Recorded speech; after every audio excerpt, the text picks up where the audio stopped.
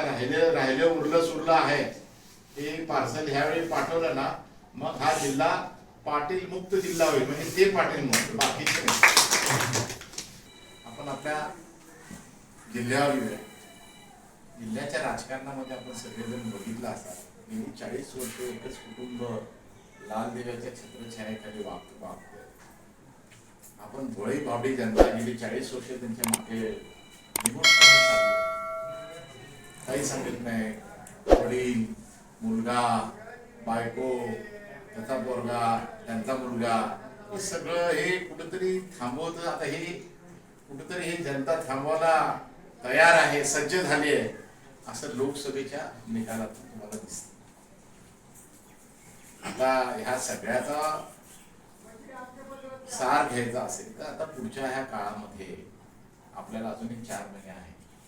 21, 22, 23, 24 पर्यंत ह्या ऑक्टोबरच्या निवडणुका लागतील. दिवाळीच्या आतमध्ये नवीन सरकार येईल अस्तित्वामध्ये.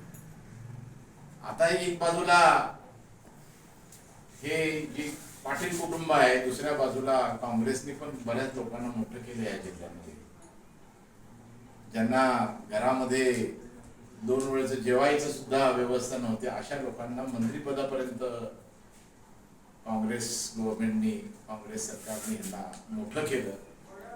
आणि शेवटीच्या काळामध्ये जसं बसवराज पाटील नावं पण घ्यायची, पण यांना काय द्यायचं बाकी ठेवलं होतं, ज्याच्यासाठी ह्यांनी जावावं. ह्या जातीवादी शक्तीकडे ह्यांनी कसं आकर्षित व्हावं, यांचं असं काय गबाळ आहे ते लपवण्यासाठी जरा या स्थानिक लोकप्रतिनिधीचं, आमदाराचं गबाळ भरपूर आहे. ट्रस्ट आहे, हे आहे, ते आहे. 2-2, 3-3 हजार एकर जमीन आहे त्या काळात घेतलेली, ती लपवण्यासाठी कदाचित गेले असतील. ज्या साहेबांमुळे हे सगळं झालं ते पवार साहेब आमचे नेते,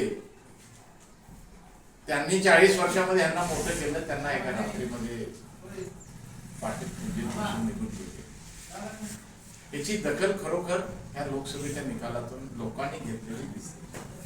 आतापर्यंत सगळे गृहीत धरले होते, एकच एक काही बघायचं नाही. डॉक्टर साहेब बोलला तिथे, आता त्यांचा काळ थोडा तरी बरा होता, त्याच्यापेक्षा खराब काळ दिसत आहे. तर ह्या अशा परिस्थितीमध्ये आपला जिल्हा चालला.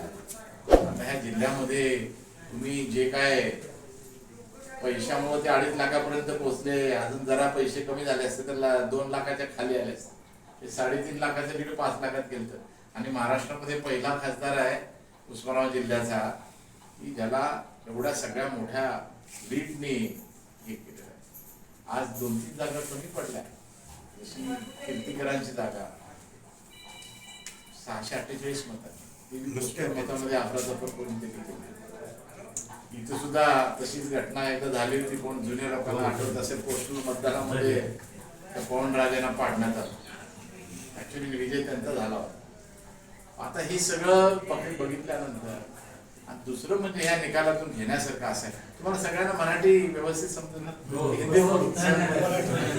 या लोकांनी या सगळ्यामध्ये अजून एक महत्वाची गोष्ट अशी आहे की ह्या लोकांना ज्या प्रकारे भारतीय जनता पक्षाने राजकारण केलं, घर फोडले, त्या उद्धव बाळासाहेब ठाकरेंचा पक्ष 25 वर्ष, आता आमच्या काल पक्षाची 25वा वर्धापन दिन अहमदनगरमध्ये आहे. त्या अहमदनगरमध्ये 25 वर्षामध्ये 83 वर्षाचा जो वयोवृद्ध नेता यांनी 10 पैकी 8 सीट आणल्या. त्या पिपाणीमुळे तिकडची 1 सीट गेली, नाहीतर 9च्या 9 आल्या असतील.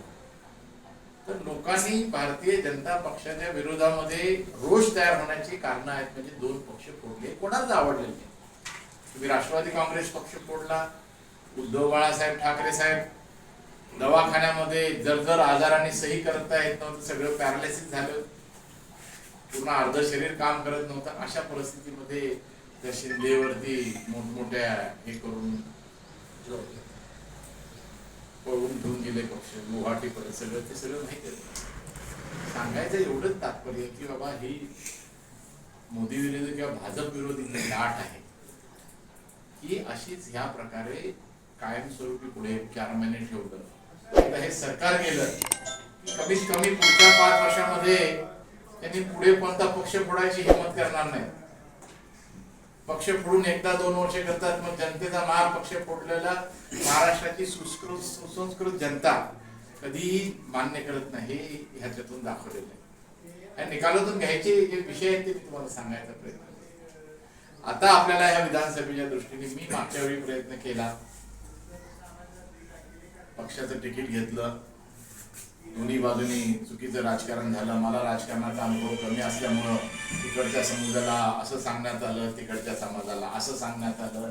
हे सगळं ध्रुवीकरण करून 40,000 मतापर्यंत आम्ही थांबलो.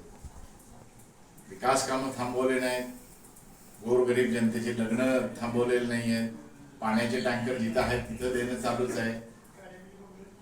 जे काय महिलांचं देवदर्शन केलं, जे काय आपण सामाजिक माझ्या खिशाला जेवढं झेपेल तेवढं मी काम करत आलो, याही पुढे करत आलो. पण आता सध्या त्या विधानसभेच्या दृष्टीने तुम्हा सर्वांपुढे तुम्ही सर्वांनी कुठपर्यंत मला सर्वांची परवानगी असेल तर मग तिकिटाच्या मागे लावतो.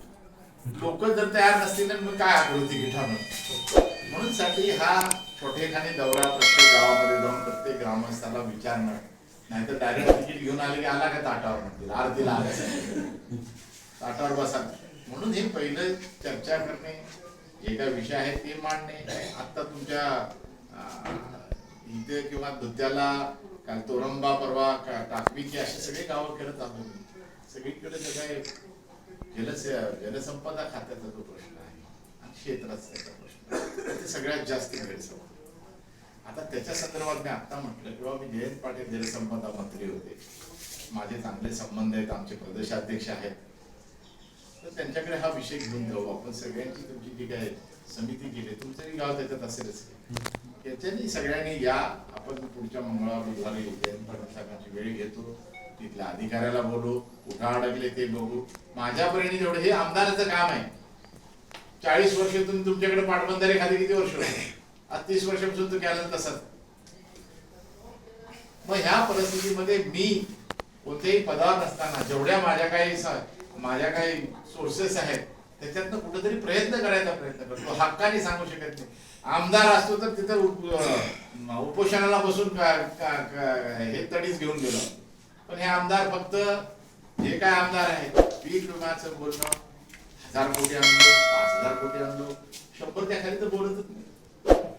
आणि नुसतं कामदार पैसे असते, कुठंच काही काम नसतं. तुम्ही हे सगळं बघून आहे ना, आता कुठेतरी हे वेळी आता राहिलं उरलं सुरलं आहे ते पार्सल ह्यावेळी पाठवलं ना, मग हा जिल्हा पाटील मुक्त जिल्हा होईल. म्हणजे ते पाटील मुक्त, बाकीचे नाही.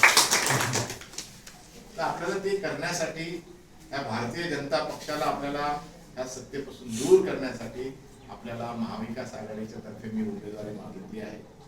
महाविकास आघाडीची उमेदवारी घेण्यापूर्वी मी सगळ्यांना विचारून घेतो म्हटलं. मी सगळ्यांना, आमच्या प्रदेशाध्यक्षांना म्हटलं की बाबा मी पहिल्यांदा सगळ्यात प्रत्येक गावात जातो, विचारतो, सगळ्यांची काहीतरी मदत करायची किंवा माझ्या पाठीवर हात ठेवायची किंवा डोक्यावर हात ठेवायची सगळ्यांची तयारी असेल तर मग पुढे जायला हरकत नाही.